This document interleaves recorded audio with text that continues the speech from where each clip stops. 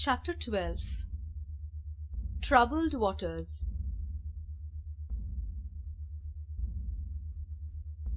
How was it? Asked Anandamayi.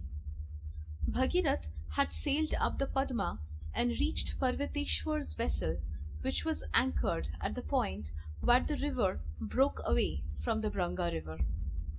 The captain was preparing to raise anchor and start sailing onward.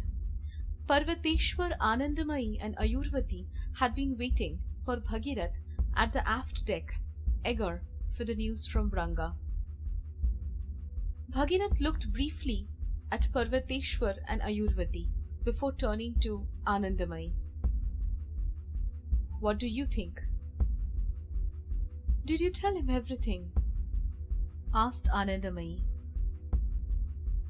That is exactly what the Lord Nilkant had asked me to, answered Bhagirath. Parvateshwar took a deep breath and walked away. Anandamayi looked at her husband before turning back. So what did Branga say, Bhagirath? King Chandraketu is livid that his people have been suffering from a murderous plague so that the Meluhans can live extra long lives. But I hope you told him that the most Meluhans did not know this, said Ayurvati. Had we known that the Somras was causing this evil in Branga, we would not have used it. Bhagirath looked disbelievingly at Ayurvati and sarcastically remarked, I did tell him that most Meluhans did not know about the devastation their addiction had caused. Strangely, it did not seem to lessen King Chandraketu's anger. Ayurvati remained silent. Anandamayi spoke irritably. Can you stop being judgmental for a moment and just tell me what is going to happen in Branga now? For now, King Chandraketu is going to concentrate on manufacturing the medicines that his people need, said Bhagirath. But at the same time, he has already started mobilizing for war. He will be ready and waiting in 3 months for the Lord Nilkant's order. Ayurvati's eyes welled up with tears as she wistfully looked at Parvateshwar in the distance. She felt the anguish in his noble heart, for hers was just as heavy.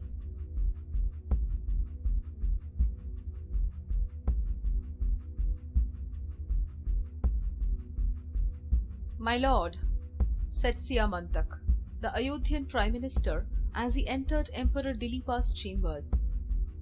I have just received word that Maharishi Vrigu is on his way. Lord Vrigu? Asked a surprised Dilipa. Here? The advance boat has just come in, Your Highness, said Siamantak. Lord Vrigu should be here by tomorrow. Why wasn't I informed earlier? I did not know either, Your Highness. Meluha should not have done this. They should have informed us in advance before sending Lord Vrigu.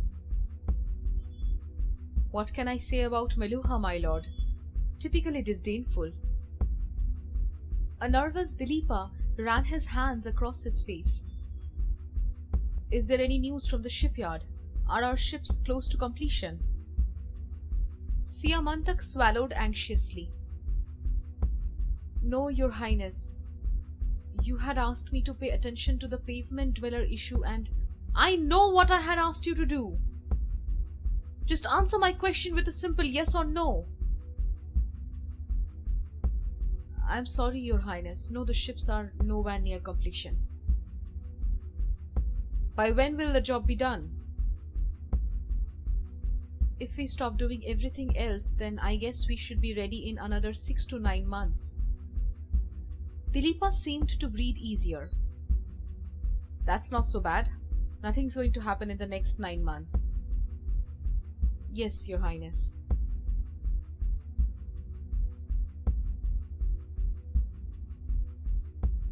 Emperor Dilipa was with Maharishi Vrigu at the Ayodhyan shipyard. The Meluhan brigadier, Prasenjit, stood at a distance. Declining the hospitality which awaited him on landing, Vrigu had headed directly for the shipyard. A flustered Dilipa had perforce followed him, courtiers and all. He gestured for Siamantak and all his courtiers to maintain a distance. He knew that Vrigu was angry and expected an earful. "Your Highness," said Vrigu slowly, keeping his temper on a tight leash. "You had promised me that your ships would be ready." "I know, my lord," said Dilipa softly. "But honestly, a few months' delay is not going to hurt us. It has been many months since our attack on Panchavati.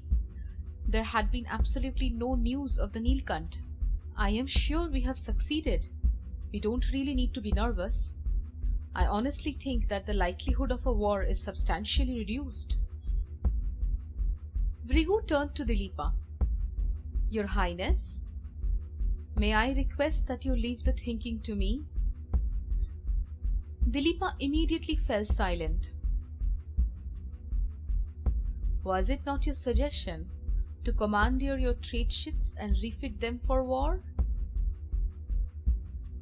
"Yes, it was, my lord," said Dilipa. "I had suggested that we are not likely to fight naval battles on the Ganga. I had told you that we will only need transport ships for which your trade ships were good enough." "Yes, you had, my lord. Yet you had insisted that in the likelihood of there being river battles, it would be a good idea to have battleships." "Yes, my lord." "And I agreed on one condition alone, that the battleships would be ready in 6 months, correct?" "Yes, my lord." "It has been 7 months now. You have stripped down the trade ships but have still not refitted them. So now, 7 months later, not only we do not have any battleship, but we also don't have any trade transport ships."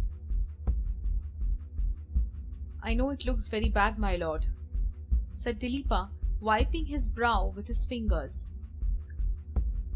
"But the pavement dwellers here had gone on a hunger strike." A confused Vrigu raised his hands in exasperation. "What does that have to do with the ships?"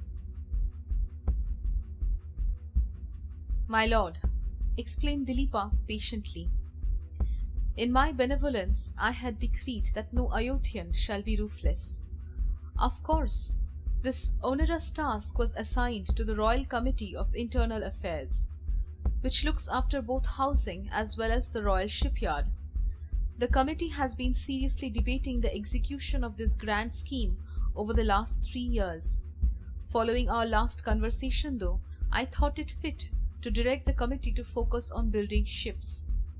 The resultant neglect of the free housing scheme angered the pavement dwellers to the point of mass agitation, public orders being paramount. I redirected the committee to concentrate on the housing scheme. I am glad to say that the 7th version of the housing report, which judiciously takes into account the views of all the citizens, should be ready soon. Once accepted, obviously the committee can then give its undiluted attention to the matter of building ships." Vrigu was staring wide-eyed at Dilipa, stunned. "So you see, my lord," said Dilipa, "I know this is not looking good, but things will be set right very soon. In fact, I expect the committee to start debating the shipyard issue within the next 7 days." Vrigu spoke softly, but his rage was at boiling point. "Your Highness, the future of India is at stake, and your committee is debating." "But my lord, debates are important. They help incorporate all points of view, or else we may make decisions that are not." "In the name of Lord Ram, you are the king. Fate has placed you here so you can make decisions for your people." Dilipa fell silent. Vrigu maintained silence for a few seconds, trying to control his anger, then spoke in a low voice. "Your Highness, what you do within your kingdom is your problem. but I want the refitting of these ships to begin today. Understand? Yes, Maharishi-ji. How soon can the ships be ready? In 6 months, if my people work every day. Make those imbeciles work day and night and have them ready in 3. Am I clear? Yes, my lord. Also, please have your cartographer's map, the jungle route from Ayodhya to the upper Ganga. But why should... Vrigu sighed in exasperation. Your Highness, I expect Meluha to be the real battleground. Your Ayodhya is not likely to be at risk. The ships were needed to get your army to Meluha quickly, if necessary. Since they are not going to be ready now, we need an alternative plan if war is declared within the next 5 months. I would need your army to cut through the jungles in a northwesterly direction and reach the upper Ganga close to Dharmakhet. Farther on, you can use the new roads built by Meluhans to reach Devagiri. Obviously, since you will be cutting through jungles, this route will be slow and could take many months. But it's better than reinforcements not getting to Meluha at all. And to ensure that your army does not get lost in the jungles, it would be good to have clear maps. I am sure your commanders would want to reach Meluha in time to help your allies. Dilipa nodded. Also, I will be surprised if Ayodhya is attacked directly.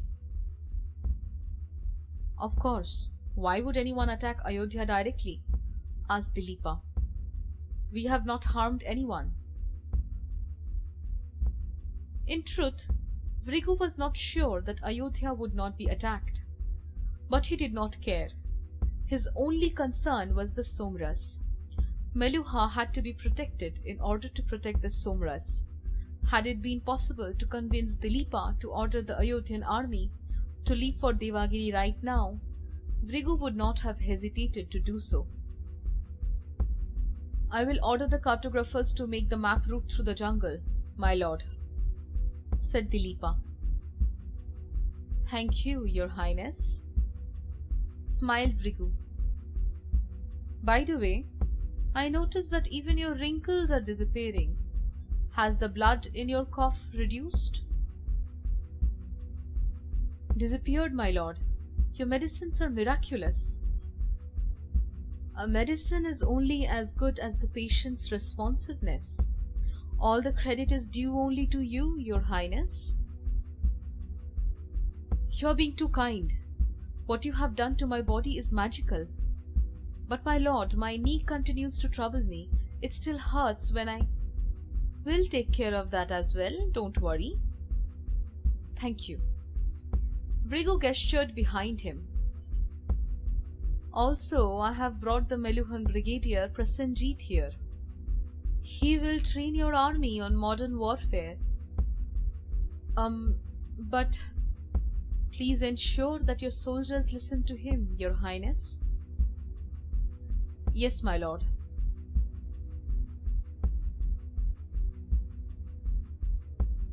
The 2 ships carrying Parvateshwar and his team had just docked at the river port of Vaishali, the immediate neighbor of Branga. Shiva had asked Parvateshwar to speak to the king of Vaishali, Matali, and get his support for the Nilkant. However, keeping in mind his decision to oppose the Mahadev and protect Meluha, Parvateshwar was of the opinion that it would be unethical of him to approach the king. Therefore, he had requested Anandamai to carry out the mission. Bhagirath, Anandamai, and Ayurvati were standing aft while they waited for the gangplank to be lowered on to the Vaishali port. Parvateshwar, having opted to stay back, had decided to practice his sword skills with Uttanka on the lead ship. The waiting party gazed at the exquisite Vishnu temple dedicated to Lord Matsya, built very close to the river harbour. They bowed low towards the first Lord Vishnu. You will have to excuse me, said Bhagirath, turning towards Anandamayi. Are you planning on leaving for Ayodhya right now? Asked Anandamayi. Yes, why delay it? I intend to take the second ship and sail up the Sarayu to Ayodhya. The Vaishalis king's allegiance is a given. He is blindly loyal to the Nilkant. Your meeting him is a mere formality. I may as well concentrate on the other task that the Nilkant has given me. All right, said Anandamayi. Go with Lord Ram's blessings, Bhagirath, said Ayodhvati. You too, said Bhagirath.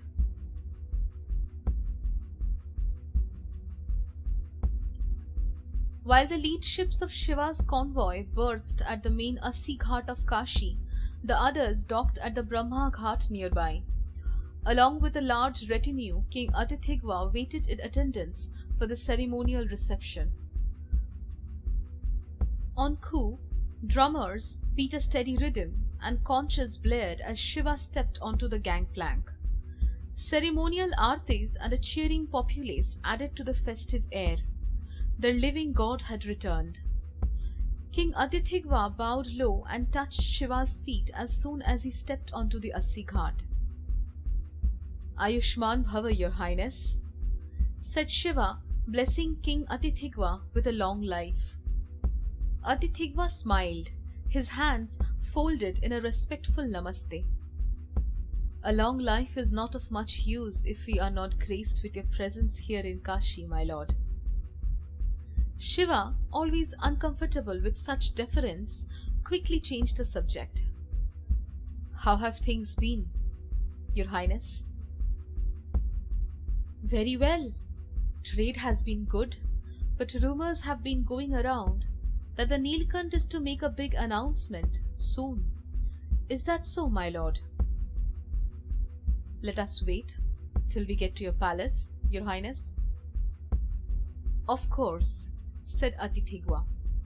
I should also tell you that I have received word through a fast sailboat that Queen Kali is on her way to Kashi. She is just a few days' journey behind you. She should be here soon.